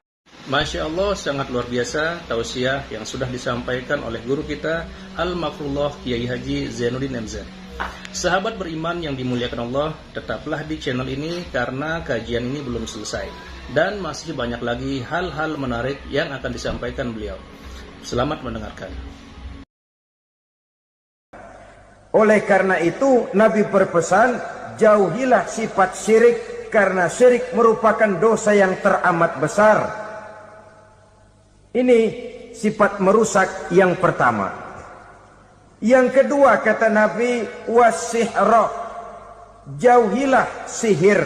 Sihir ini juga termasuk perkara yang merusak kehidupan. Kita semua sama-sama maklum bahwa sihir sebenarnya bukan persoalan baru. Sejak sebelum datang Islam, sihir itu sudah ada. Di zaman Yunani kuno, sihir ada. Di zaman Mesir kuno, di zaman Cina kuno, dan yang lain-lain yang serba kuno, sihir itu sudah ada. Bahkan para nabi pun, para rasul yang diutus oleh Allah Subhanahu wa ta'ala, senantiasa berhadapan dengan ahli-ahli sihir untuk menguji kebenaran dari misi yang mereka bawa. Sihir adalah perbuatan di luar kebiasaan yang bisa dikerjakan oleh ahlinya dengan bantuan jin atau setan. Hukum mempelajari sihir adalah haram, mengamalkannya lebih haram lagi. Sebab itu saudara-saudara, sihir merupakan perbuatan merusak yang harus kita jauhi. Ciri-ciri daripada perbuatan sihir, pertama, ia mengandung tipuan, bayangan khayal. Di zaman Nabi Musa misalnya, orang melihat tambang-tambang itu seperti ular. Nabi Musa melayangkan tongkatnya menjadi ular-ular besar yang memakan ular-ular kecil ciptaan tukang-tukang sihir Fir'aun tadi. Lalu sihir bisa terjadi dengan bantuan jin kafir atau setan. Kemudian ciri yang ketiga, sifatnya halus dan tersembunyi. Taruh kata ada seorang ahli sihir yang mempergunakan ayat-ayat Quran sebagai jompa-jampe, sebagai baca-bacaan, itu cuma sekedar kedok. Tujuannya tidak lain menjadikan agama sebagai ketok untuk membenarkan cara yang dimurkai oleh Allah Subhanahu wa ta'ala. Satu hadis yang diriwayatkan oleh Imam Bazar dan Tabrani, Nabi berpesan, "Laisa minna man tatayyara lahu au takahhana au tukuhhina lahu au sahira lahu." Tidak termasuk ke dalam golonganku, kata Nabi. Tidak termasuk umatku. Siapa mereka? Man tatayyara lahu, orang yang bertatoyur. Apa tatoyur itu? Dari kalimat toyaro, artinya terbang. Toir biasa diartikan dengan burung. Tatoyaro percaya kepada suara-suara burung. Man tatayyara lahu, mempercayai, meyakini dengan benar-benar kepada suara beburungan. Kan suka ada itu, nah bunyi burung tuh, maling liwat. Maling liwat. Burung bunyi, maling liwat. Itu termasuk tatayyara lahu, percaya kepada suara burung.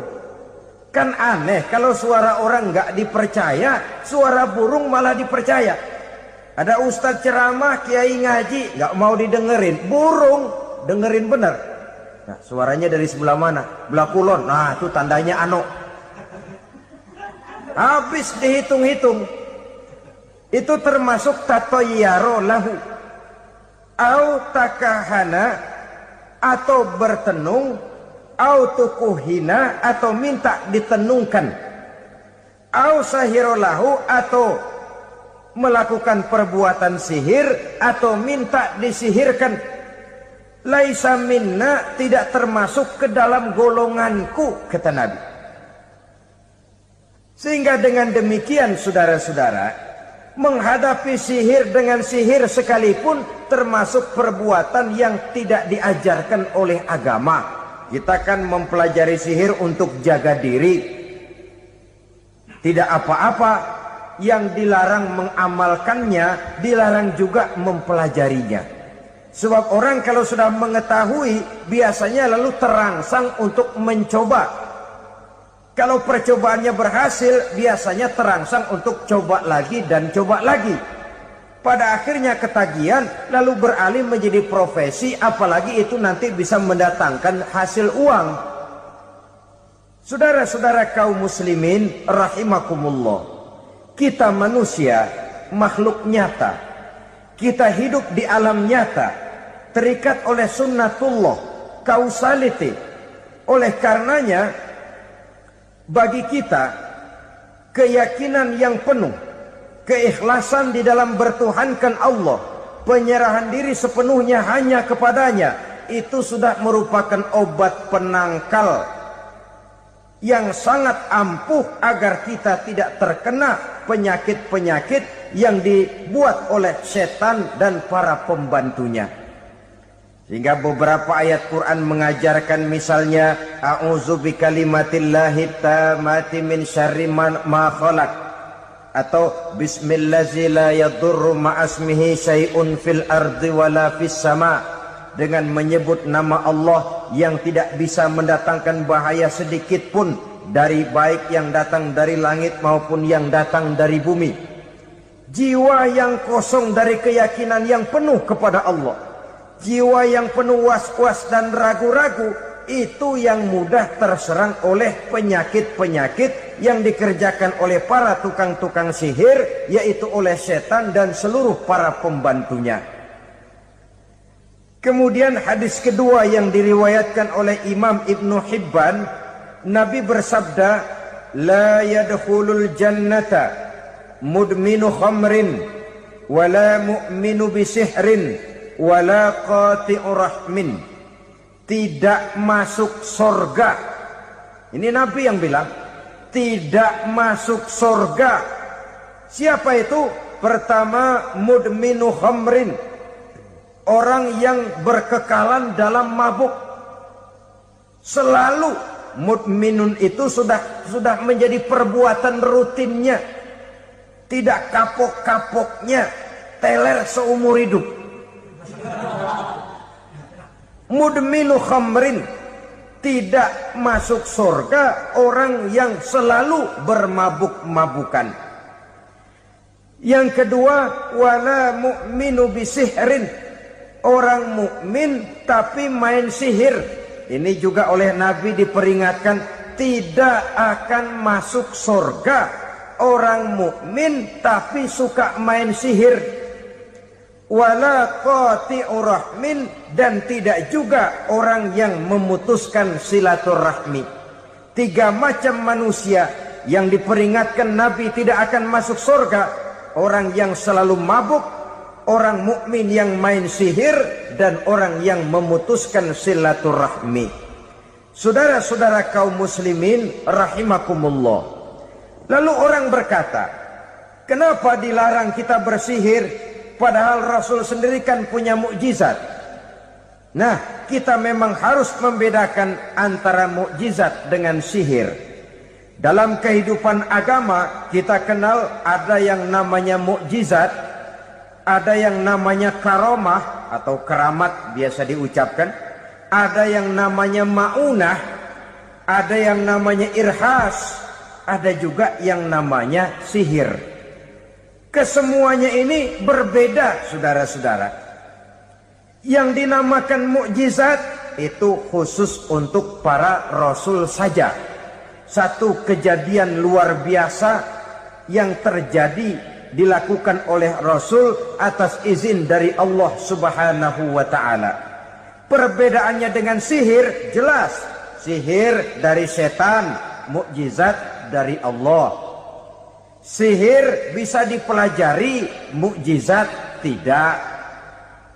Sihir umumnya untuk maksud-maksud yang tidak baik, sedangkan mukjizat untuk memperkuat kebenaran yang disampaikan oleh para rasul dan ditentang oleh umatnya. Bahkan kafir Quraisy dahulu menganggap orang-orang ahli sihir itu berada dalam satu posisi yang hina, sehingga mereka mengatakan dan menuduh Nabi Muhammad sebagai tukang sihir. Tuduhan sebagai tukang sihir adalah tuduhan yang sangat aib dan hina. Di tengah masyarakat kufar jahiliyah, kedudukan tukang sihir dipandang sebagai kedudukan yang hina, sehingga mereka mengejek Nabi dengan sebutan tukang sihir. Jadi mukjizat hanya untuk Rasul saja. Kemudian karomah. Karomah ini asal kata dari karomah, kehormatan, kemuliaan yang diberikan Allah kepada hamba-hambanya yang rajin mendekatkan diri kepadanya. Oleh karena ketekunannya melaksanakan ibadah, Allah memberikan keistimewaan kepada orang itu, yang dengan keistimewaannya dia bisa mengerjakan yang tidak bisa dikerjakan oleh orang lain.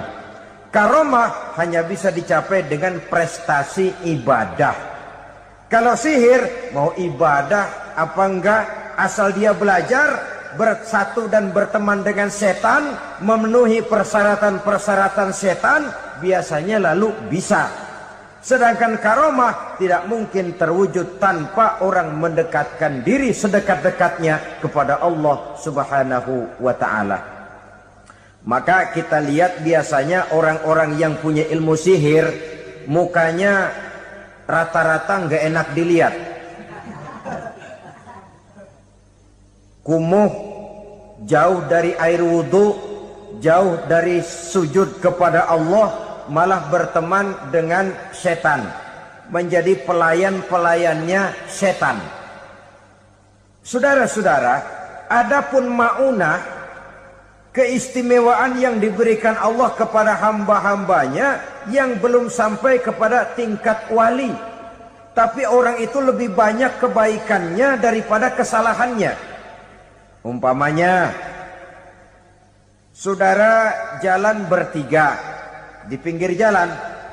Saudara ada pada posisi di tengah, lalu bertiga ini ketabrak mobil. Menurut perhitungan saudara mati lebih dahulu. Tapi terjadi hal yang aneh, dua teman saudara mati, saudara malah cuma luka dan lecet sedikit saja. Apa itu? Kalau kita lebih banyak kebaikannya daripada kesalahannya, itu yang dinamakan ma'unah. Pertolongan yang diberikan Allah kepada hamba-hambanya yang lebih banyak kebaikannya daripada kesalahannya. Sedangkan yang dinamakan irhas, kejadian luar biasa pada diri seseorang pada waktu dia masih kecil, yang menunjukkan tanda-tanda keistimewaannya. Itu umumnya pada para nabi pada usia kecilnya sudah ada irhas, tanda-tanda istimewa. Jelas baik mukjizat, karomah, maunah maupun irhas berbeda dengan sihir. Sihir ini jelas saja merupakan bantuan dan persekutuan antara manusia dengan setan. Padahal setan, kata Allah dalam Al-Quran, innahu lakum aduwwum mubin, sesungguhnya setan bagi kamu adalah musuh yang sangat jelas. Saudara-saudara kaum muslimin rahimakumullah, di zaman sekarang dalam menghadapi beban kehidupan yang makin pelik, menghadapi stres yang tidak kunjung selesai, menghadapi persoalan-persoalan yang teramat berat, orang sering mencari jalan keluar kepada hal-hal yang menurut pendapatnya bisa meringankan beban moralnya itu. Pergilah dia mencari sesuatu yang dapat meringankan bebannya. Dan tidak jarang yang jatuh ke pangkuan tukang-tukang tenung, ke pangkuan tukang-tukang sihir, yang mereka itu oleh Quran dijelaskan kadzabal munajjimun walau sodaku. Tukang-tukang tenung, tukang-tukang sihir, mereka itu bohong walaupun benar. Maksudnya bohong walaupun benar, artinya kalau yang mereka kerjakan benar, itu sih kebenaran. Benar dengan kebenaran itu lain. Kebenaran, kebetulan bisa, tapi tidak untuk selalu. Apalagi kalau itu sudah membahayakan kehidupan orang lain. Jadi oleh karena itu Nabi berpesan, jauhilah daripada sihir. Kalau sudah jauhilah dari sihir, artinya ya jauhilah daripada mempelajarinya, jauhilah daripada bergaul dengan orang-orang yang ahli di bidang itu, karena dari pergaulan segalanya bisa menular. Baiklah saudara, ini yang kedua. Yang ketiga pesan Nabi, wa qatlan nafsil lati harramallahu illa bil haq. Membunuh orang lain dengan cara yang tidak benar. Membunuh orang yang diharamkan oleh Allah Subhanahu wa taala untuk melakukannya kecuali dengan alasan yang benar. Kita tahu Islam adalah agama damai. Sesuai dengan namanya, ia tidak dikembangkan dengan pedang dan kekerasan. Ia dikembangkan dengan keteladanan dan tuntunan moral. Oleh karena Islam bukan agama kekerasan, Islam pun tidak mementingkan dan mengajarkan kekerasan kecuali dengan alasan yang benar dan bisa dipertanggungjawabkan. Membunuh dengan sengaja, menghilangkan nyawa orang lain tanpa alasan yang bisa dibenarkan adalah merupakan dosa besar dan satu di antara 7 perkara yang bisa mendatangkan kerusakan dalam kehidupan dan yang hendaknya harus kita jauhi. Saudara-saudara kaum muslimin rahimakumullah, beberapa waktu yang lalu di sebuah kota kecil yang indah bernama New Auckland. Saudara tahu New Auckland? Itu dari Gunung Kidul masih ngidul lagi. Pernah diadakan satu seminar yang membicarakan bagaimana menyelamatkan masyarakat manusia dari bahaya Perang Dunia Ketiga. Diperkirakan kalau terjadi Perang Dunia Ketiga, manusia tidak akan tersisa. Sebab apa? Pada waktu itu, cadangan nuklir yang dimiliki oleh bersama Amerika dan Rusia konon sudah sanggup memusnahkan 6 miliar manusia pada saat jumlah manusia baru 5 miliar.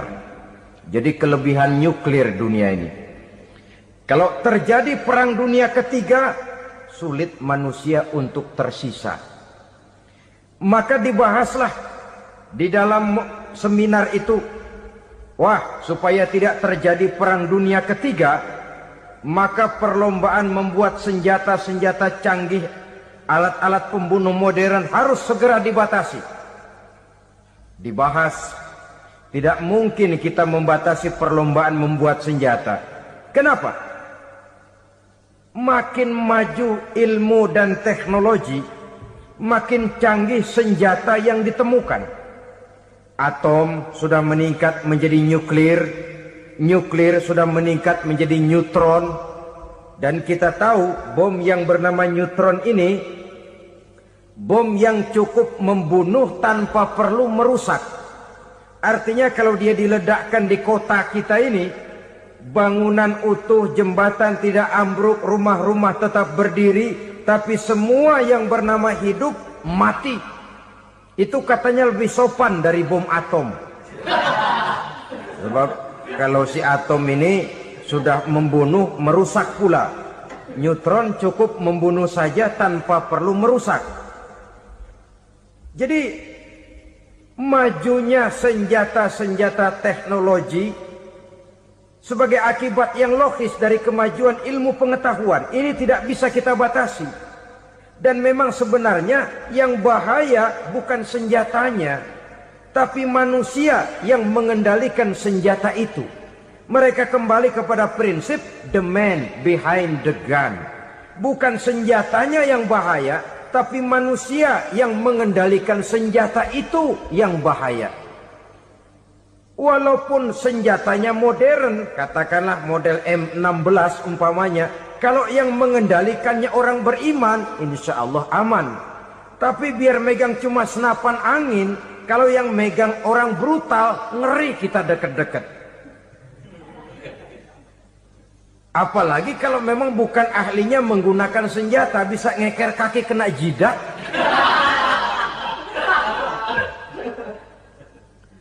Mereka kembali kepada prinsip lama yang tetap baru, bukan senjatanya yang harus dibatasi, manusia yang mengendalikan senjata itu yang perlu dibicarakan. Nah, kalau begitu, agar manusia tidak mempergunakan senjata sewenang-wenang, apa yang harus kita lakukan? Ya, manusianya harus bermoral. Ya, tapi moral yang mana? Di dunia ini banyak ajaran tentang moral. Itu pun mudah saja. Di sini kan kita undang saja ahli dari berbagai agama untuk membicarakan konsep perdamaian menurut agamanya masing-masing. Baik, setuju itu? Setuju. Maka tampillah para ahli agama, mereka kembali kepada prinsip moral daripada konsep yang terkandung di dalam ajaran agama untuk menegakkan perdamaian. Mula-mula naiklah ahli dari agama Hindu, dibacakan konsep perdamaian menurut ajaran agama Hindu, bahwa untuk damai manusia harus meninggalkan nafsu keduniaannya, menempuh samsara dan sebagainya untuk mencapai nirwana, menjauhi kemegahan dan kemewahan dunia. Ini lalu dibahas, rasanya juga tidak mungkin ini. Kemudian dari agama Nasrani, bahwa untuk damai manusia harus menciptakan sifat kasih sayang. Kalau ditampar pipi kiri, berikan pipi yang kanan. Kalau diberikan selendang, berikan baju. Nanti orang kasihan, lalu dia tidak akan nampar lagi. Ketika ini dibahas, ternyata rasanya pun tidak mungkin bisa diterima. Karena apa? Di zaman sekarang orang ditampar pipi kiri, dikasih pipi kanan. Bukan kasihan, gemes. Damai belum tentu, bonyok udah jelas. Lalu ketika dibacakan konsep perdamaian menurut Quran, di mana disampaikan ayat wa jazaa'u sayyi'atin sayyi'atun misluha faman afa wa aslaha fa ajruhu 'ala Allah. Balasan terhadap satu kejahatan adalah kejahatan yang seimbang. Tetapi barang siapa yang memberi maaf dan mencari jalan damai, itulah yang terbaik dan akan mendapat pahala dari Allah Subhanahu wa ta'ala. Kamu tidak salah ditampar pipi kirimu, tampar lagi pipi kirinya sekeras dia menampar pipi kirimu. Nanti orang tidak mau menampar kita karena dia tahu kalau dia tampar kita, dia akan menderita tamparan sekeras dia menampar kita. Akan terjadilah prinsip saling hormat menghormati, tidak saling ganggu, tidak saling usil, tidak saling jahil. Atas dasar ini perdamaian bisa ditegakkan. Mereka bisa menerima konsep ini, tapi kemudian seminar ditutup tanpa satu keputusan resmi. Kenapa? Terus terang mereka kagum dengan konsep Islam, tapi sentimen lama terhadap nilai-nilai Islam telah menutup mata mereka untuk menerima kebenaran dari ajaran Al-Quranul Karim. Saudara-saudara kaum muslimin rahimakumullah, kembali kita kepada persoalan pokok. Roh adalah dari Allah. Dia akan kembali kepada Allah, milik mutlak dari Allah. Tidak pantas kita merampasnya dari orang lain. Tidak wajar kita menghilangkannya tanpa alasan yang dibenarkan oleh agama. Di zaman sekarang, akibat persaingan hidup yang makin tajam, lapangan kerja yang makin sulit, tensi ekonomi yang makin tinggi, atau karena nilai moral yang makin rendah, atau juga karena rapuhnya pegangan orang kepada agama, nyawa rasanya sudah sedemikian murahnya. Berbagai kasus membuat berdiri bulu roma kita.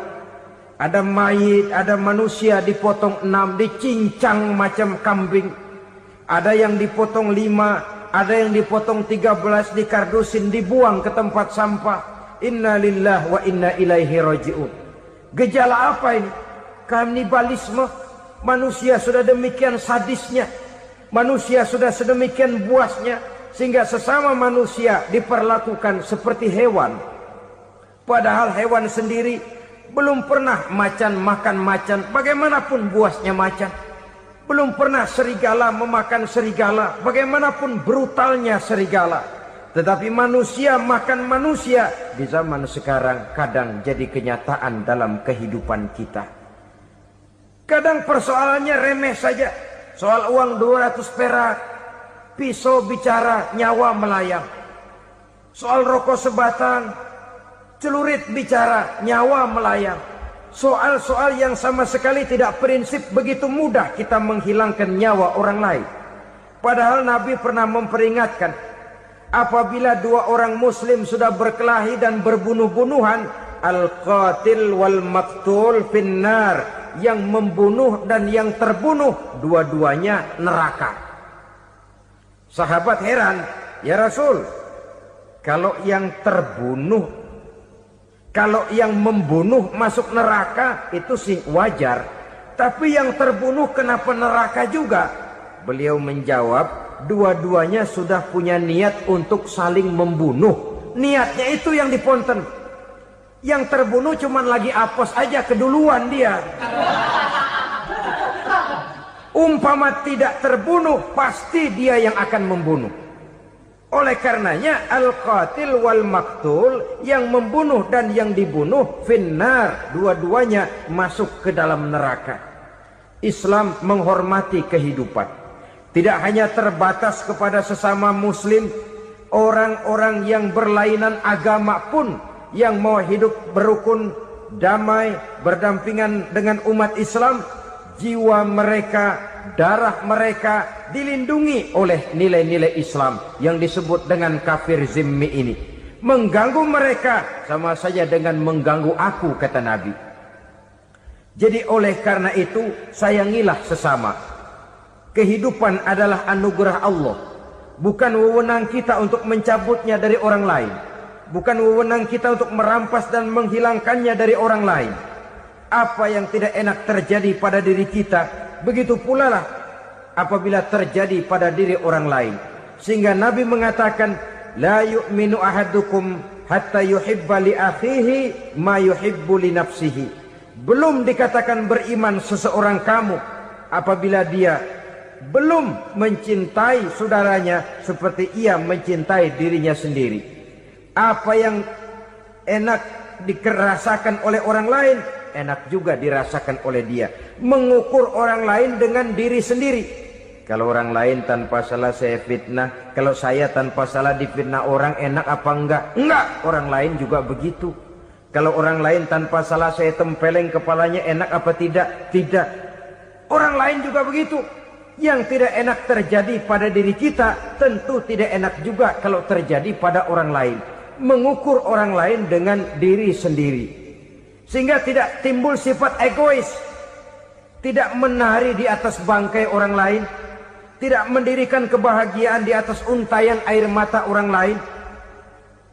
Sehingga dengan demikian saudara-saudara, dia bisa menghormati kehidupan, menghormati orang lain sebagaimana dia ingin dihormati. Inilah perbuatan ketiga yang merusak, membunuh orang lain dengan yang diharamkan Allah tanpa alasan yang benar. Yang ketiga. Kemudian yang keempat, perbuatan merusak wa aklar riba, makan riba. Hidup adalah tolong menolong. Bahasa kerennya take and give katanya. Saling memberi dan saling menerima. Nabi mengajarkan man kuraba kurbatan min kurabid dunya karaballahu lahu kurbatan min kurabi yaumal qiyamah. Wallahu fi aunil abdi madamal abdu fi auni akhihi. Siapa yang meringankan beban dari beban-beban yang dirita seseorang di dalam kehidupan dunia, Allah akan meringankan bebannya daripada beban-beban yang harus dipikulnya di hari kiamat nanti. Wallahu fi aunil abdi madamal abdu fi auni akhihi. Allah senantiasa akan menolong seorang hamba selama hamba itu masih mau menolong saudaranya. Allah selalu akan menolong seorang hamba selama hamba itu masih mau menolong saudaranya. Apabila kita sudah berpangku tangan terhadap kesulitan orang lain, biasanya pun pada saat kita mendapat kesulitan, kita akan sulit juga memperoleh pertolongan. Nah, riba alias renten, kedoknya adalah menolong orang, tapi sama juga bulu buntutnya dilepas, palanya dicekek. Menolong orang pada akhirnya menjadi beban bagi seseorang. Dan memang mencari orang-orang yang berada dalam posisi kesulitan. Biasanya di daerah-daerah di mana musim paceklik jadi lapangan kerja sulit, sedangkan urusan perut tidak bisa ditunda. Akhirnya orang terjebak ke dalam rentenir, ke dalam riba, ke dalam renten. Bunga berbunga, sehingga satu saat jumlah bunganya bisa lebih besar dari jumlah pinjaman pokoknya. Kemudian kalau juga ternyata tidak bisa dibayar, rumah jadi taruhan. Memang rumah satu-satunya, begitu rumah ditarik mulain camping. Bukankah pada akhirnya akan mewariskan kesengsaraan? Oleh karena itu, kepada kita berusahalah jangan berhubungan dengan rentenir, jangan makan renten dan riba. Kepada mereka yang melaksanakan riba, walaupun mendatangkan keuntungan materi, tapi percayalah harta yang didapat dengan jalan riba tidak akan membawa keberkahan. Manakala tidak membawa keberkahan, dia tidak akan mendatangkan ketenangan di dalam kehidupan kita.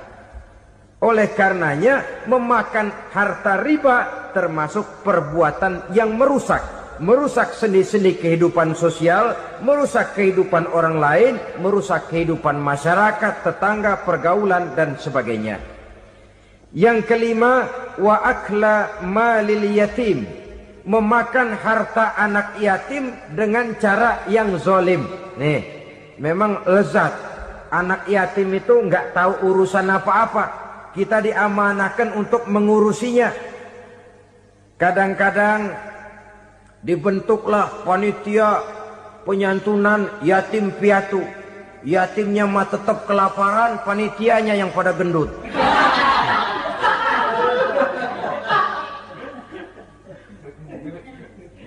Padahal memakan harta anak yatim termasuk perbuatan dosa besar. Dan menjantuni yatim merupakan perbuatan mulia. Nabi mengatakan, ana wa kafilul yatim kahataini yaumal qiyamah. Aku dan orang-orang yang menyantuni anak yatim seperti dua jari ini pada hari kiamat nanti. Dekat sekali. Jikalau ingin di hari akhir nanti dekat dengan Rasul, bersahabatlah dengan anak-anak yatim. Jadilah pengurus anak-anak yatim. Bangunlah panti-panti asuhan yatim. Pada saat bapak ibunya meninggal, kitalah yang menjadi orang tuanya. Bahkan sedemikian besar perhatian Islam terhadap anak-anak yatim ini, sehingga Quran memberikan peringatan, ara'aital ladzi yukadzibu bid-din fadzalikal ladzi yad'ul yatim wa la yahuddu ala ta'amil miskin. Tahukah kamu siapa orang yang mendustakan agama, beragama tapi dianggap dusta, solatnya dusta, puasanya dusta karena agamanya sudah berdusta. Siapa mereka? Fadzalikal ladzi yad'ul yatim, orang yang menyia-nyiakan anak yatim, wala yahuddu ala ta'amil miskin, dan tidak pernah memberi makan kepada orang-orang yang menderita kemiskinan. Menyia-nyiakan, meninggalkan anak yatim termasuk perbuatan yang divonis kita sebagai orang yang mendustakan agama. Saudara-saudara kaum muslimin rahimakumullah, maka sangat dicela mengeksploitir anak-anak yatim, menjadikan mereka sebagai kedok untuk mencari kekayaan pribadi. Tetapi jikalau ikhlas, ganjarannya sangat besar, nilai pahalanya sangat besar. Menyantuni yatim tidak hanya setahun sekali. Kalau Muharram pakai istilah lebaran yatim. Dibentuklah panitia, diberilah beras, uang 4-5 ribu rupiah, alhamdulillah. Tapi jangan lupa, si yatim tidak hidup cuma satu hari. Dia tidak hidup cuma di bulan Muharram saja. Dia hidup 12 bulan dalam setahun. Sebagaimana anak-anak yang lain, dia juga berhak punya masa depan. Dia juga berhak menikmati bangku sekolah. Dia berhak mengenyam arti dan makna pendidikan. Dia berhak membekali diri dengan ilmu dan pengetahuan, seperti halnya anak-anak yang lain. Maka kita yang diberikan keluasan oleh Allah, ingatlah itu. Bersahabatlah dengan anak-anak yatim, santuni mereka. Perkara setahun sekali di bulan Muharram, alhamdulillah, itu bagus, bin Thayyib alias baik. Tapi tentu dan tentu sekali lagi, si yatim tidak hanya hidup di bulan Muharram. Dia hidup 12 bulan dalam setahun, 24 jam di dalam sehari. Oleh karenanya, menyia-nyiakan mereka pada saat posisi kita memang mampu, akan memojokkan kita dalam satu posisi di mana kita dianggap sebagai orang yang mendustakan agama. Memakan harta anak yatim dengan cara yang zolim. Bapaknya udah meninggal, kebunnya lebar, anaknya dikelecehin. Nah, dah kamu gak usah pusing, nanti saya yang ngurus. Akhirnya bukan ngurus, nguras. Si yatim mungkin tidak tahu bahwa dia disia-siakan, haknya diambil, miliknya dizolimi. Tapi Allah yang akan membalasnya dengan seadil-adilnya. Maka makan harta anak yatim biasanya balasannya tokcer bin paten. Nggak banyak selang tempo itu, nggak percaya cobain dah. Nyobain aja kan nggak bayar, umpama. Memakan harta anak yatim dengan cara yang zolim, ganjarannya biasanya kontan. Kenapa? Ratapan si miskin, untayan air matanya, jeritan kepedihan hatinya, membuka pintu langit, permohonannya diijabah, getaran hatinya didengarkan oleh Allah, maka balasannya biasanya kontan, spontan, tidak menunggu waktu terlalu lama. Itu di dunia, belum lagi di akhirat nanti. Bukankah dalam riwayat Mi'raj diceritakan Nabi melihat di neraka itu orang perutnya sebesar rumah? La haula wala quwata. Itu perut kayak rumah, bagaimana jalannya tuh orang? Dan memang gak jalan, diseret-seret oleh malaikat di neraka itu. Hancur perutnya, amburadul itu perut. Berantakan isinya, dibulatkan lagi, diseret lagi, hancur lagi, dibulatkan lagi. Sampai Nabi tanya, orang itu begitu berat siksanya kenapa ya Jibril? Itu Muhammad, waktu di dunia dulu rakus banget makan harta anak yatim. Begitu vonisnya, begitu menyedihkan nasibnya di akhirat. Tapi di dunia pun ketidakberkahan itu sudah membayangi kehidupannya. Oleh karena itu, kepada saudara-saudara yang mendapat titipan anak yatim, berbahagialah, karena semulia-mulia rumah adalah rumah yang di dalam